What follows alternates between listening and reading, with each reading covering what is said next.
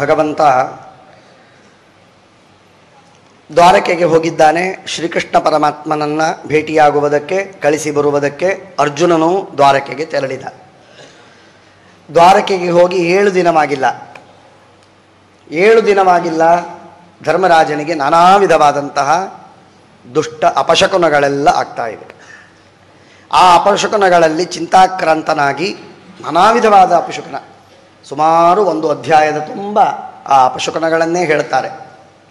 ಅಷ್ಟೆಲ್ಲ ಅಪಶಕುನವಾದದ್ದನ್ನು ಕಂಡು ಭಾಳ ದುಃಖದಲ್ಲಿ ಹೇಳ್ತಾನೆ, ಎಷ್ಟೋ ಮಾಸಗಳಾಯ್ತಲ್ಲಪ್ಪ, ಎಷ್ಟೋ ತಿಂಗಳು ಕಳೀತಲ್ಲ, ಅರ್ಜುನ ಹೋಗಿಬಿಟ್ಟಾನೆ, ಇನ್ನೂ ಬಂದೇ ಇಲ್ಲ, ಯಾಕೆ ಅಂತಂತಾನೆ. ನಾನಾ ವಿಧವಾದಂತಹ ಕೆಟ್ಟ ಅಮಂಗಳವಾಗಿರುವಂಥದ್ದೆಲ್ಲ ಘಟನೆ ನಡೀತಾ ಇದೆ. ಅದನ್ನು ನೋಡಿ ದುಃಖ ಪಡ್ತಾನೆ. ಆಗ ಅಷ್ಟೊತ್ತಿಗೆ ಅರ್ಜುನ ಬರ್ತಾನೆ. ಅರ್ಜುನ ಬರುವಾಗ ಜೋತು ಮುಖ ಹಾಕಿಕೊಂಡು ಬರ್ತಾನೆ. ಶಂಖಧ್ವನಿ ಇಲ್ಲ. ದೇವದತ್ತ ಶಂಖಧ್ವನಿಯ ಮಾಡ್ತಲೇ ಬರ್ತಿದ್ದ, ಈಗ ಅದಿಲ್ಲ. ಶಂಖಧ್ವನಿ ಇಲ್ಲ, ಗಾಂಡೀವವಂತೂ ಇಲ್ಲವೇ ಇಲ್ಲ, ಅದರ ಧ್ವನಿಯೂ ಇಲ್ಲ, ಯಾವ ಉತ್ಸಾಹವಿಲ್ಲ, ಉಮೇದುಗಳಿಲ್ಲ, ಏನಿಲ್ಲದೆ ನಿರ್ವಿಣ್ಣನಾಗಿ ಬರ್ತಾ ಇದ್ದಾನೆ. ಆಗ ಅನೇಕ ಮಾತುಗಳನ್ನು ಕೇಳ್ತಾನೆ. ನೀನು ಸುಖವಾಗಿದ್ದೀಯಾ, ಅವರು ಸುಖವಾಗಿದ್ದಾರೆ, ಇವರು ಹೇಗಿದ್ದಾರೆ ಇತ್ಯಾದಿಯಾಗಿ ಏನು ಕೇಳಿದರೂ ಅರ್ಜುನ ಉತ್ತರ ಕೊಡುವುದಿಲ್ಲ. ಒಂದೇ ಒಂದು ಮಾತನ್ನು ಹೇಳ್ತಾನೆ, ವಂಚಿತೋಹಂ ಮಹಾರಾಜನ್ ಹರಿಣಾ ಬಂಧುರೂಪಿಣ ಏನ ಮೇ ಅಪಹೃತಂ ತೇಜೋ ದೇವ ವಿಸ್ಮಾಪನಂ ಮಹತ. ಭಗವಂತ ನಮ್ಮನ್ನು ಬಿಟ್ಟು ಹೋದ, ಇನ್ನೇನು ಹೇಳೋದು? ಭಗವಂತ ಬಿಟ್ಟು ಹೋದರೆ ನಮ್ಮ ಪ್ರಾಣ ಬಿಟ್ಟು ಹೋದರೂ ದುಃಖ ಆಗಿರಲಿಕ್ಕಿಲ್ಲ, ಅಷ್ಟು ದುಃಖ ಅವರಿಗಾಗಿದೆ ಭಗವಂತನನ್ನು ಕಳೆದುಕೊಂಡದ್ದು. ಯಸ್ಯ ಕ್ಷಣವಿಯೋಗೇನ ಲೋಕೋ ಹ್ಯಪ್ರಿಯ ದರ್ಶನ. ಒಂದು ಕ್ಷಣ ಆ ದೇವರು ಬಿಟ್ಟು ದೂರವಾಗಿ ಬಿಟ್ಟರೆ ಆ ದೇಹ ಶವವಾಗಿ ಬಿಡ್ತದೆ. ಪ್ರಾಣವಿಲ್ಲದಂತಹ ದೇಹ ಹೇಗೆ ಶವವೋ ಆ ರೀತಿಯಾಗಿ ಭಗವಂತ ಇಲ್ಲದಂತಹ ಇದು ಶವದಂತೆ ಇರ್ತದೆ. ಅಂಥ ಪರಮಾತ್ಮ ದ್ರುಪದ ರಾಜನ ಮನೆಯಲ್ಲಿ ಆ ಕೃಷ್ಣನ ಆಶ್ರಯದಿಂದಲೇ ನಾನು ಎಲ್ಲ ನಾನಾ ವಿಧವಾದಂತಹ ಶತ್ರುಗಳ ವಿರೋಧವನ್ನು ಎದುರಿಸಿದೆ. ಯಾವ ಭಗವಂತನ ಸನ್ನಿಧಾನದಲ್ಲಿರುವಾಗ ನಾನು ಖಾಂಡವ ವನವನ್ನು ಅಗ್ನಿಗೆ ಸುಡುವುದಕ್ಕೆ ಅನುಕೂಲ ಮಾಡಿಕೊಟ್ಟು ಅದಕ್ಕೆ ವಿರೋಧಿಸಿದಂತಹ ಇಂದ್ರನನ್ನು ಕೂಡ ಸೋಲಿಸಿಬಿಟ್ಟೆ. ಅದೆಲ್ಲ ಕೃಷ್ಣನ ಮಹಾ ಸಾಮರ್ಥ್ಯ. ಇಂಥ ಕೃಷ್ಣ ಪತ್ನ್ಯಾಸ್ತವಾಪಿ ಮಖಟುತ್ತ ಮಹಾಭಿಷೇಕ ಶ್ಲಾಘಿಟ್ಟ ಚಾರು ಕಬರಂ ಕಿತವೈ ಸಭಾಯಂ ಸ್ಪೃಷ್ಟಂ ವಿಕೀರ್ಯ ಪದಯೋ ಪತಿತಾಶ್ರು ಮುಖ್ಯ ಯೈಸ್ತತ್ ಸ್ತ್ರೀಯೋ ನ್ಯಕೃತ ತತ್ಸ ವಿಮುಕ್ತ ಕೇಶ್ಯ. ತುಂಬ ಕಠಿಣವಾದ ಶ್ಲೋಕ, ಅರ್ಥವಾಗುವುದಿಲ್ಲ. ಯತ್ಪಾದಯೋ ಪತಿತಾಯಾ ತವ ಪತ್ನ್ಯಾ ತತ್ರೈವ ಪತಿತಃ ಅಶ್ರುರೂಪಿ ಮುಖ್ಯ ಮಂತ್ರಿ ತತ್ರ ಪತಿತತ್ವಾದೇವ ಮಖಕ್ಲುಪ್ತ ಮಹಾಭಿಷೇಕ ಶ್ಲಾಘಿಷ್ಟ ಚಾರು ಕವರಂ ಯೈಃಕಿತವೈ ಸಭಾಯಾಂ ವಿಕೀರ್ಯ ಸ್ಪೃಷ್ಟಂ ತತ್ಸ್ತ್ರಿಯ ಸವಿಮುಕ್ತ ಕೇಶ್ಯ ನಕೃತ ತೇನ ಅಹಂ ಅದ್ಯ ಮುಷಿತಃ. ನಿನ್ನ ಮಡದಿ, ಅರ್ಜುನ ಹೇಳ್ತಾನೆ, ನಿನ್ನ ಮಡದಿಯಾದ ದ್ರೌಪದಿ, ಆ ದ್ರೌಪದಿ ಯಜ್ಞದಲ್ಲಿ ರಾಜಸೂಯ ಯಾಗದಲ್ಲಿ ಭಾರೀ ಅಭಿಷೇಕವನ್ನು ಹೊಂದಿದಳು. ರಾಜಸೂಯ ಯಾಗವನ್ನು ಮಾಡುವುದು ಎಂದರೆ ಸಮ್ರಾಟ್ ಪದವಿಯನ್ನು ಪಡೆಯುವುದು. ಸಾಮ್ರಾಜ್ಯದಲ್ಲಿ ಅಭಿಷೇಕ, ಸಾಮ್ರಾಜ್ಯದಲ್ಲಿ ಅಭಿಷೇಕ ನಿನಗೆ ಆಗುವಾಗ ನಿನ್ನ ಮಡದಿಯಾದ ದ್ರೌಪದಿಗೂ ಆಯಿತು. ಅಂಥ ಪವಿತ್ರವಾದ ಕೇಶಪಾಶಗಳನ್ನು ದುಶ್ಯಾಸನ ಕೈ ಹಿಡಿದು ಎಳೆದ. ಆ ರೀತಿಯಾಗಿ ಮಾಡಿದ ಅವಳು ನಿನ್ನ ಕಾಲಿಗೆ ತನ್ನ ಕೂದಲುಗಳನ್ನು ಹಾಕಿ 10 ಕಣ್ಣೀರು ಸುರಿಸಿದ್ಲು. ಅವಳ ಕಣ್ಣೀರು ಸುರಿದದ್ದೇ ಅದು ಮಂತ್ರಿಯಂತೆ ನಿನಗೆ ಪ್ರಾರ್ಥನೆ ಮಾಡಿ ಅವರೆಲ್ಲ ಶತ್ರುಗಳ ಮಡದಿಯರ ಕೇಶಗಳು ಇಲ್ಲದಂತೆ ಮಾಡುವ, ಬಿಚ್ಚುವಂತೆ ಮಾಡುವ ಮಹಾಕಾರ್ಯವನ್ನು ಮಾಡಿತೋ ಅಂಥ ಭಗವಂತ ಇವತ್ತು ನಮಗೆ ದೂರವಾಗಿದ್ದಾನೆ ಅಂತ ಹೇಳಿ ಬಹಳಷ್ಟು ಮಾತುಗಳನ್ನು ಹೇಳ್ತಾರೆ.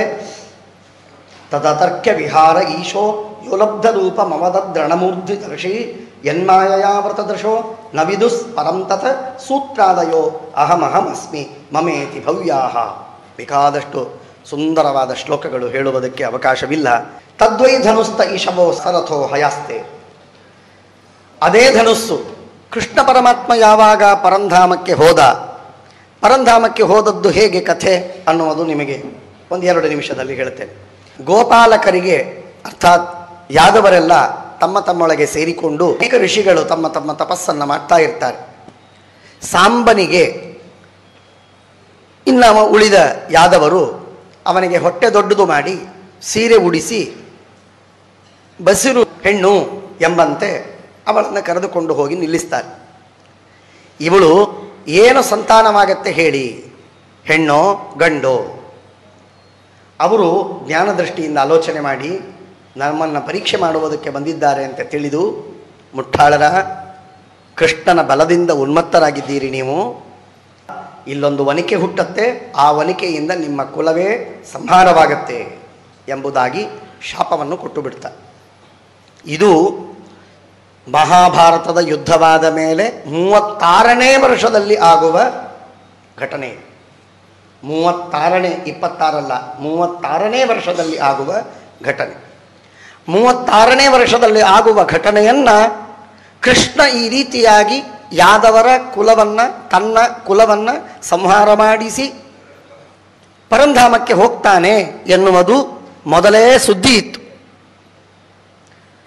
ಆ ಸುದ್ದಿ ಅದು ಗೊತ್ತಿದ್ದದ್ದು ಕೃಷ್ಣ ಉದ್ಧವನಿಗೆ ಹೇಳಿದ್ದ. ಪಾಂಡವರ ರಾಜ್ಯ ಪಾಲನೆ ಮಾಡ್ತಾ ಇದ್ದಾರೆ, ಕೌರವರೆಲ್ಲರ ಸಂಹಾರ ಈಗ ಆಗತ್ತೆ, ಇದೆಲ್ಲ ಆದ ಮೇಲೆ ನಮ್ಮ ವಂಶದ ಸಂಹಾರವನ್ನು ನಾನು ಹೀಗೆ ಮಾಡಬೇಕು ಅಂತ ಮಾಡಿದ್ದೇನೆ ಉದ್ಧವ ಅಂತ ಉದ್ಧವನಿಗೆ ಏಕಾಂತದಲ್ಲಿ ಕೃಷ್ಣ ಹೇಳಿದ್ದ. ಹಾಗಾದರೆ ನೀನು ಪರಂಧಾಮಕ್ಕೆ ಹೋಗ್ತೀಯಾ? ಹೌದು, ನಾನು ಪರಂಧಾಮಕ್ಕೆ ಹೋಗಬೇಕು ಅಂದಾಗ 36 ವರ್ಷ ಮೊದಲೇ ಪಾಂಡವರ ಕೌರವರ ಯುದ್ಧದ ಸಂದರ್ಭದಲ್ಲೇ ಹಿಂದೆ ಮುಂದೆ ವಿದುರನಿಗೆ ಕೃಷ್ಣ ಪರಮಾತ್ಮ ತತ್ವೋಪದೇಶವನ್ನು ಮಾಡಿಬಿಡ್ತಾನೆ. ನೀನಿನ್ನು 36 ವರ್ಷಕ್ಕೆ ಹೋಗ್ತಿ ಅಂದರೆ ಇನ್ನೇನು ಉಳಿತು? ನಮಗೆ ತತ್ವಜ್ಞಾನ ಇಲ್ಲ, ನೀನು ಅನಂತ ಸರ್ವಜ್ಞ, ಇಂಥ ಸರ್ವಜ್ಞನಾದವನು ನಮಗೆ ಉಪದೇಶ ಮಾಡುವವರು ಯಾರು ಸಿಗುವುದಿಲ್ಲ, ಸ್ವಾಮಿ ಉಪದೇಶ ಮಾಡು ಅಂತ ಬೇಡಿಕೊಂಡು ವಿದುರ ಉಪದೇಶವನ್ನು ಪಡಿತಾನೆ. 36 ವರ್ಷಗಳ ಮೊದಲು ಉಪದೇಶವನ್ನು ಪಡೆದು ಉದ್ಧಾರವಾಗುವ ಸಂದರ್ಭದಲ್ಲೇ ಮೈತ್ರೇಯರು ಬರ್ತಾರೆ ಕೃಷ್ಣನ ಹತ್ತಿರ. ಕೃಷ್ಣ ಪರಂಧಾಮಕ್ಕೆ ಹೋಗ್ತಾನೆ ಅಂತ ಗೊತ್ತಾಗಿ ಮೈತ್ರೇಯರು ಬರ್ತಾರೆ. ಮೈತ್ರೇಯರು ಹಾಗೂ ವಿದುರ ಇವರಿಬ್ಬರು ಸೇರಿ 36 ವರ್ಷ ಮೊದಲು ಕೃಷ್ಣನಿಂದ ಉಪದೇಶವನ್ನು ಪಡೆದು ಇರ್ತಾರೆ. ಆ ಸಂದರ್ಭದಲ್ಲಿ ಉಪದೇಶವನ್ನು ಪಡೆದು ಮೈತ್ರೇಯರು ಹರಿದ್ವಾರದಲ್ಲಿರ್ತಾರೆ, ಪ್ರಭಾಸದಲ್ಲಿ ಉದ್ಧವ ಇರ್ತಾನೆ. ಪ್ರಭಾಸ ಕ್ಷೇತ್ರಕ್ಕೆ ಹೋದಾಗ ಯಾತ್ರೆ ಮಾಡ್ತಾ ಇರುವಾಗ ವಿದುರನಿಗೆ ಉದ್ಧವನ ದರ್ಶನವಾಗ್ತದೆ. ಅದ ಮುಂದೆ ಮೈತ್ರೇಯರು ಹರಿದ್ವಾರದಲ್ಲಿದ್ದಾಗ ಮೈತ್ರೇಯರನ್ನು ಹುಡುಕಿಕೊಂಡು ಬರ್ತಾನೆ ವಿದುರ. ಅವನಿಂದ ವಿದುರನಿಗೆ ತತ್ವೋಪದೇಶವಾಗ್ತದೆ. ಕೃಷ್ಣ ಯಾವೆಲ್ಲ ತತ್ವಗಳನ್ನು ಮೈತ್ರೇಯರಿಗೆ ಹೇಳಿದ್ದ ಆ ಎಲ್ಲ ತತ್ವಗಳನ್ನು ಕೂಡ ಮೈತ್ರೇಯರು ವಿದುರನಿಗೆ ಉಪದೇಶ ಮಾಡ್ತಾರೆ. ಇದಾದದ್ದು ಯಾವಾಗ ಅಂದರೆ ಪಾಂಡವರ ಕೌರವರ ಯುದ್ಧದ ಆಸುಪಾಸಿನಲ್ಲಿ ನಡೆದ ಘಟನೆ. ಆಗಲೇ ಆ ಕೃಷ್ಣನ ಪರಂಧಾಮಕ್ಕೆ ಹೋಗುವುದು ಯಾದವರ ಸಂಹಾರ ಎನ್ನುವುದು ಗೊತ್ತಾಗಿ ಬಹಳ ದುಃಖ ಪಡ್ತಾನೆ ವಿದುರ. ಆ ಒಂದು ವಿಷಯವನ್ನು ಬಿಟ್ಟು ಉಳಿದೆಲ್ಲ ಸುದ್ದಿಗಳನ್ನು ಕಥೆಗಳನ್ನು ಹೇಳ್ತಾನೆ.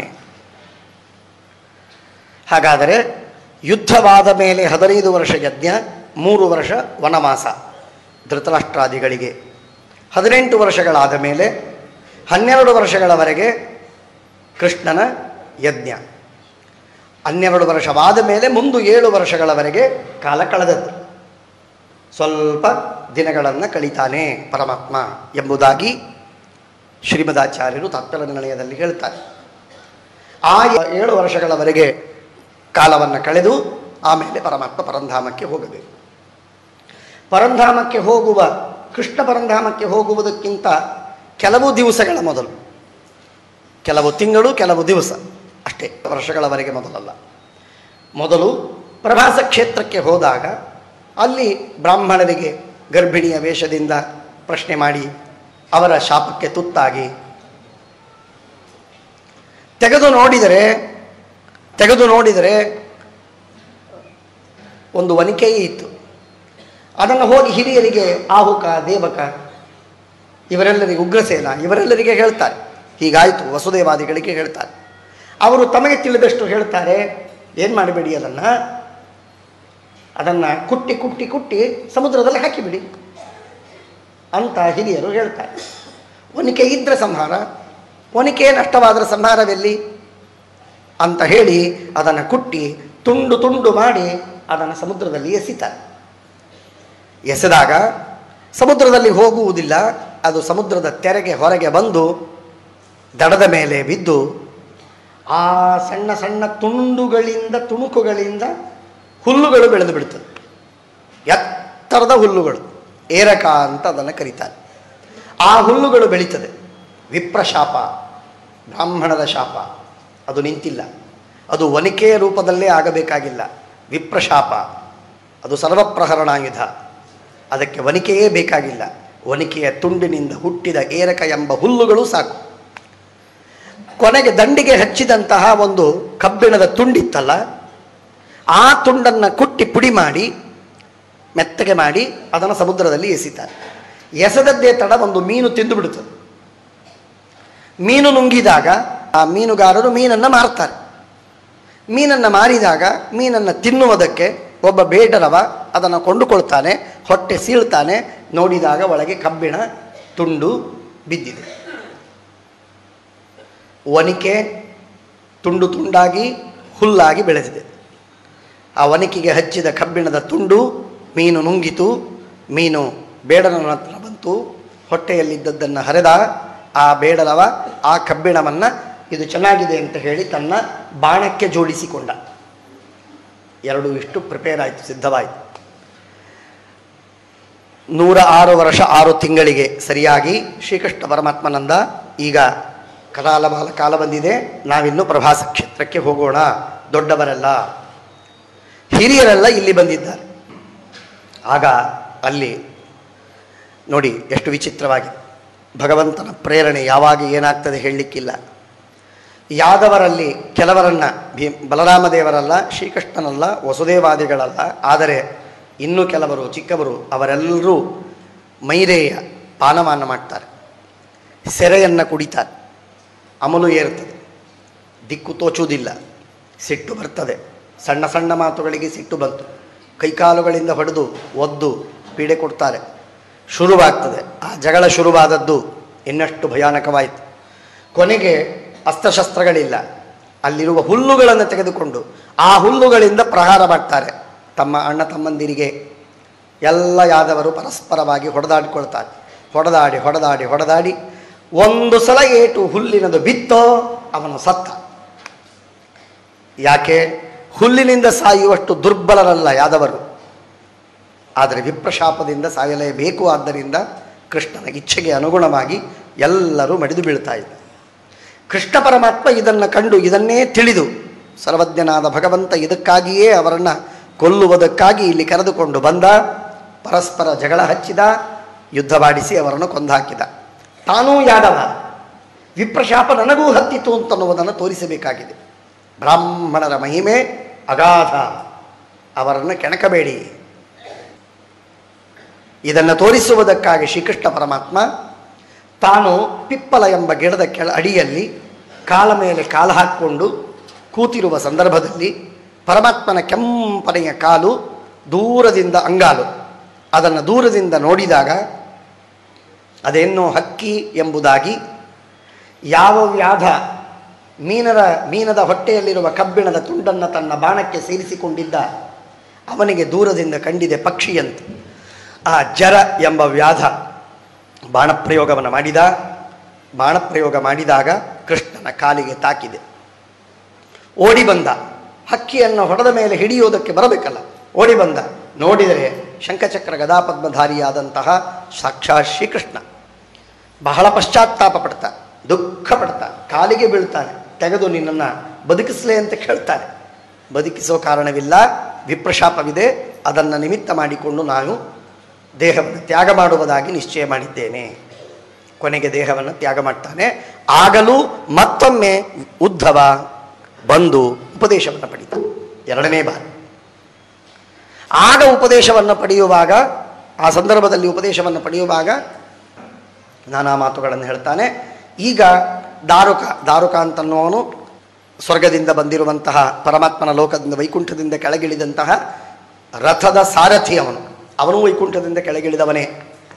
ಅವನಿಗೆ ಹೇಳ್ತಾನೆ, ನನ್ನ ರಥವನ್ನು ಹಾಗೂ ಕುದುರೆಗಳನ್ನು ತೆಗೆದುಕೊಂಡು ನೀನು ಮೇಲಕ್ಕೆ ಹೋಗು. ದಾರುಕ ಹೋಗಿಬಿಡ್ತಾನೆ, ವೈಕುಂಠದಿಂದ ಕೆಳಗಿಳಿದವ ಹೋಗಿಬಿಡ್ತಾನೆ. ಅದ್ಭುತ, ವೈಕುಂಠಕ್ಕೆ ಹೋಗ್ತಾನೆ ನೇರವಾಗಿ. ಪರಮಾತ್ಮನ ಆಯುಧಗಳು ತೆರಳಿ ಬಿಡ್ತದೆ. ಪರಮಾತ್ಮ ತನ್ನದೇ ಆದಂತಹ ಒಂದು ಪ್ರಾಕೃತ ಭೌತಿಕವಾದ ದೇಹವನ್ನು ಅಲ್ಲೇ ತನ್ನಂತಹ ಒಂದು ರೂಪವನ್ನು ಅಲ್ಲಿ ನಿರ್ಮಾಣ ಮಾಡಿ, ಆ ನಿರ್ಮಾಣ ಮಾಡಿದ ದೇಹವನ್ನು ಬಿಟ್ಟೇ ಕೃಷ್ಣ ಸತ್ತ ಅಂತ ತೋರಿಸುವಂತೆ ನಾಟಕ ಮಾಡ್ತಾನೆ ಪರಮಾತ್ಮ. ಅದನ್ನು ಸಂಸ್ಕಾರ ಮಾಡ್ತಾನೆ ಅರ್ಜುನ. ದ್ವಾರಕೆಗೆ ಬಂದು 7 ದಿನ ಆಗಿರುವುದಿಲ್ಲ, ಅಷ್ಟರೊಳಗೆ ಕೃಷ್ಣ ಹೋಗಿಬಿಡ್ತಾನೆ. ಆ ದೇಹವನ್ನು ಸಂಸ್ಕಾರ ಮಾಡ್ತಾನೆ. ಬಲರಾಮ ದೇವನ ದೇಹವನ್ನು ಸಂಸ್ಕಾರ, ಎಲ್ಲ ವಸುದೇವಾದಿಗಳ ಸಂಸ್ಕಾರವನ್ನು ಮಾಡ್ತಾನೆ. ಅರ್ಜುನ ಮಾಡ್ತಾನೆ. ಋಣಾನುಬಂಧ ತೋರಿಸ್ತಾರೆ. ಅವನಿಗೆ ಹೇಳ್ತಾರೆ, ಎಲ್ಲ ನನ್ನ ಮಡದಿಯರನ್ನು ಕರೆದುಕೊಂಡು ಹೋಗು. 16,100 ಜನ, 8 ಜನರಲ್ಲ. ಅವರೆಲ್ಲ ಬೇರೆ ಬೇರೆ ತಪಸ್ಸು ಮಾಡಿ ಯೋಗಾಗ್ನಿಯಿಂದ ಭಸ್ಮರಾಗ್ತಾರೆ. ಆ 16,100 ಜನರನ್ನು ಕರೆದುಕೊಂಡು ಹೋಗ್ತಾ ಇರುವಾಗ ಮಧ್ಯದಲ್ಲಿ ಗೊಲ್ಲರು ಬರ್ತಾರೆ, ಆಭೀರರು. ಗೊಲ್ಲರು ಬಂದು ಅರ್ಜುನನ ಜೊತೆಗೆ ಯುದ್ಧ ಮಾಡಿ ಅರ್ಜುನನನ್ನು ಸೋಲಿಸ್ತಾರೆ. ಆಗ ದುಃಖ ಪಡ್ತಾನೆ. ಆಗ ಹೇಳುವ ಮಾತು ಏನು?